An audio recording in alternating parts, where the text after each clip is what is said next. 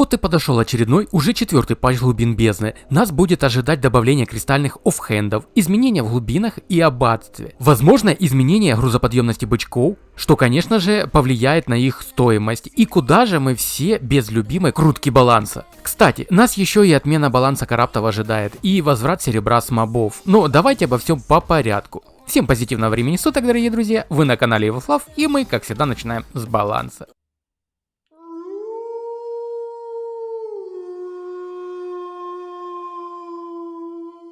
У ветки мистических посохов нитку, то есть загадочный посох и его Е-способность луч защиты, сделают еще более привлекательным для групп активностей, увеличив дальность действия щита на 1 метр с 5 до 6 метров, а стоимость энергозатрат за такт наоборот уменьшат на 17%.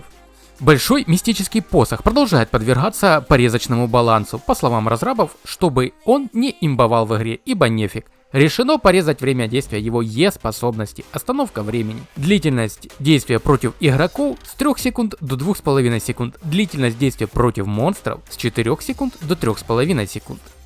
Астральный посох и его Е-способность Звездопад по-прежнему имбует в ЗВЗ и массовых сражениях. Биг Бо недоволен.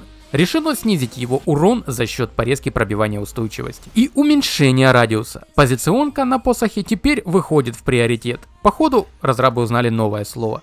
Радиус уменьшен на 1 метр, с 9 метров до 8 метров. Пробитие устойчивости снижено на 5%, с 35 до 30%. Также мы слишком заигрались с W способностью очищения, из-за чего способность увеличили время восстановления на 3 секунды, с 15 до 18 секунд. У ветки проклятых посохов решили подрубить ПВЕ возможностей, увеличив время восстановления Q способности проклятая смола с 4 до 5 секунд, чтобы сделать, по словам разрабов, другие Qшки более эффективными и востребованными. Ну, сомнительно.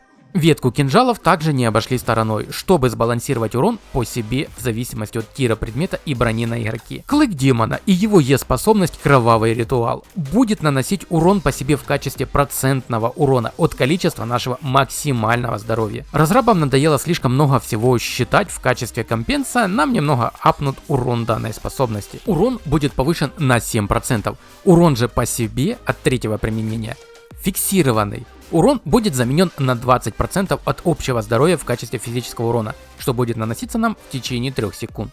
Парные истребители и их Е-способность Кольцо Смерти получила фиксированное время восстановления между применениями в 1 секунду. По словам разработчиков, это сделано для удобства игроков и чтобы они не теряли время второго применения впустую. С одной стороны, полезное дополнение и упрощение реализации Ешки. С другой стороны, не всегда будет возможность воспользоваться предоставленным моментом. Ветка морозных посохов, и в частности морозный посох и его Е-способность Ледяной ветер. Раньше практически сразу обездвиживал. Разрабы недовольны и решили сделать игровой процесс более, так сказать, увлекательным для обоих сторон. Как по мне, в данном патче разрабы и создатели игрового баланса открыли для себя реально новое слово позиционирование и пихают его в большинство описаний балансов. Из-за чего фростам теперь также будет важно позиционирование, как и мистикам. Урон Ледяного ветра уменьшен на 14%. Замедление увеличено с 15 до 40% только в зоне действия. После 1 секунды нахождения противника в зоне действия он будет обездвиживаться на 2,5 секунды и получать 50 магического урона. Магический урон будет зависеть от тира предмета, прокачанного мастерки и его зачарования. Ветку священных посохов также не обошли стороной. Посох падших и его Е-способность спасения, похоже, будет новой имбой. Чтобы компенсировать время каста данной способности и сделать посох в целом более привлекательным, способности увеличили максимальное количество целей с 10 до 20. А также теперь способность накладывает иммунитет к урону на 2 секунды. Этот иммунитет, конечно же, можно снять. Пораженные цели не могут получить еще один иммунитет от спасения в течение 5 секунд. Поскольку посох возвышения и его Е-способность используются не так часто, как на то рассчитывали и задумывали разрабы, его решено немножечко апнуть в соотношении с ИП предмета. Время перезарядки восстановления уменьшено на 3 секунды для всех тиров, а также сокращено время перезарядки на каждые 100 единиц ИП кратностью 2 секунды. Таким образом, 1200 единиц ЦП будет время восстановления 41 секунда, 1700 ЦП будет время восстановления 31 секунда, и если у посоха будет 2000 ИП, время восстановления составит 25 секунд. Ветка древесных посохов также будет апнута, а то разрабам не нравится, что они уступают священным посохам в групповых активностей. Q способность цветок омоложения будет апнут, максимальное количество целей увеличено с 10 до 15. Прямое исцеление при взятии цветка увеличено, если берем цветок сразу, на 15%, если цветок будет взят через 1,5 секунды, на 17%, если цветок взят через 3 секунды, исцеление будет увеличено мгновенное на 19%. Древесный посох и его способность круг жизни получил увеличение действия союзников. Максимальное количество целей теперь увеличено с 10 до 15. Дикий посох и его Е-способность источник жизни также получил увеличение максимального числа целей с 10 до 20. Неудержимый посох и его Е-способность духовное животное теперь вдобавок получит еще и возможность снимать эффекты постепенного урона для тех, кто находится в области действия. У ветки мечей намечается праздник. Разрабы наконец-то заметили, что, как ни странно, парные галатины почему-то были вытеснены с групповых активностей, посему им было решено срочно апнуть урон Е-способности. Бездушный поток. Урон за 0 зарядов увеличен на 4%, урон за 1 заряд увеличен на 6%, урон за 2 заряда также увеличен на 6%, и урон за 3 заряда будет увеличен на 5%. Клеймор также не обошли стороной, заметив, что он почему-то стал играться не так часто, как раньше. Тем самым решили повысить урон его Е-способности натиск. Урон при сквозном нанесении урона будет увеличен с 33 до 66%. Урон за 0 зарядов увеличен на 3%. Урон за 1 заряд героика на нас будет увеличен на 5%. Урон за 2 заряда на 5% также. А вот урон за 3 заряда будет увеличен уже на 6%. Поможет ли ему эта припарка? Время покажет. Броньки также не избежали порезок. Начнем с ткани. Чтобы сделать другие виды тканевых мантий более актуальными, разрабы не придумали ничего лучше, чем принять решение и понерфить мантию из сказочной чешуи и ее способность Дикая магия. Что получит теперь увеличение времени восстановления на 10 секунд, с 30 до 40 секунд. По той же причине мантию клирика было решено немножечко апнуть, уменьшив время восстановления способности Бессмертная душа на 5 секунд, с 50 до 45 секунд. Дьявольская мантия и ее способность Аура Страха слишком долго затенялись выбросом энергии с мантии чистоты, потому решили апнуть ауру. Длительность страха увеличена с 1 до 2 секунд. Ликуйте, любители мантии чародея и хеллгейтеры, у нас новейшая имба с пылу с жару. Мантия чародея и ее способность Щит очищения лишился сопротивления. Вместо этого получил эффект 33% порезки урона от игроков и мобов. Я тоже в шоке и восторге.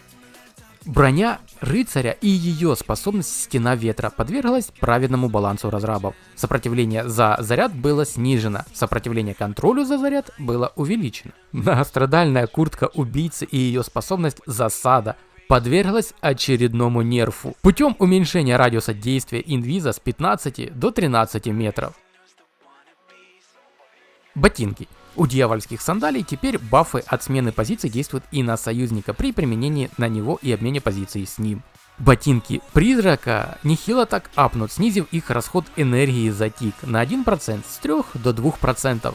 Прям вижу, как они заиграют новыми красками. Плащ контрабандиста и его эффект потайной флакон получит порезку отката зелий на 10 секунд с 90 секунд до 80 секунд. Эликсир здоровья также часто использовали в паре с плащом контрабандиста, потому время отката зелий будет увеличено на 15 секунд с 90 секунд до 105 секунд. И перейдем к самому вкусному и долгожданному маунтам, а точнее их глобальному реворку, который повергнет в недоумение и шок владельцев и барых мамонтов, а возможно и нет. Для начала у нас будут порезаны бычки, а точнее бычки 3-го тира, и пешиться он будет намного проще. В то же время актуальность быков высокого тира постараются сделать актуальными и востребованными в разы. Прощайте голые глазики на бычках. Привет, суровая реальность. Я не буду долго все это описывать, а поэтому просто размещу вот где-то здесь на экране вот это вот все. Но самое интересное, что 8-й бык теперь будет иметь базовую скорость в 60%. Скорость галопа будет апнута до 110%.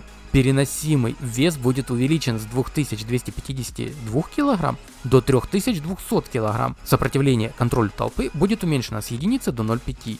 Сопротивление в целом будет уменьшено с 1 до 0,5. Здоровье будет также порезано с 2278 до 1503 единиц. В аббатстве бафнут благословение доблести. Теперь оно будет делать нас невосприимчивым к эффектам принудительного перемещения. Поскольку в масштабных боях столкновение с врагом верхом на ездовом животном стало основной стратегией игроков, которые таким образом спешивают. Очень сложно наказать из-за очищения и иммунитета к контролю. Если у игроков есть расстройство, теперь будет убираться очищение, чтобы можно было наказать игрока за такую стратегию. Также разработчики оставляют очищение для игроков без расстройства, чтобы помочь одиночкам и небольшим группам избегать цепей контроля после спешивания. Принудительное спешивание — это спешивание из-за урона. Если у игроков будет активно смятение, они больше не получают очищение и иммунитет к контролю толпы при спешивании, а значит маунты станут менее актуальными и эффективными при ЗВЗ столкновениях. Также в местах решили бороться с подсосами весьма оригинальным образом. Я правда надеюсь, что данная механика будет работать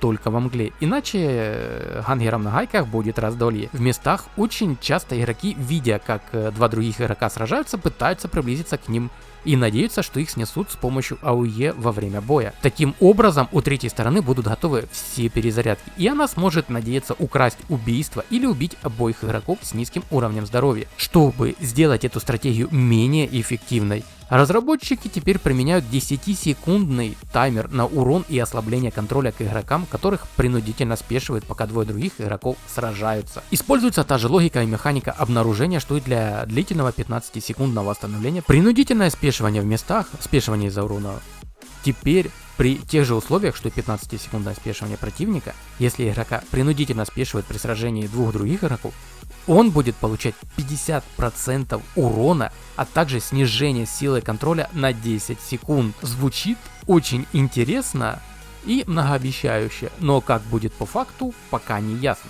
И плавно перейдем к правкам, патчам и изменениям, что будут нас ожидать. Нам добавят кристальные артефакты, которые мы сможем получить уже в конце сезона. Наравне, конечно же, с добавлением новых предметов. Ветка книг обзаведется новым гримуаром, что будет сокращать время чтения способностей, а также уменьшит время восстановления тех самых способностей. Ветка щитов обзаведется несокрушимой защитой, новым щитом, что будет давать нам бонусы к защите от игроков и мобов. Конечно же, создавать генерацию угрозы и повышать получаемое исцеление, а также к бонусам с максимальной энергией и скоростью ее восстановления. И эти два артефакта весьма полезны, имеют большую область для применения, как по мне. И в сравнении с ними факел синего пламени лично у меня вызывает огромные вопросы и сомнения по поводу его эффективности и области применений с активностями. Начнем с первого бонуса, который состоит в огроменном минусе к собственному сопротивлению контролю. Я, конечно, все понимаю, но мизерный бонус в виде бонуса к лечению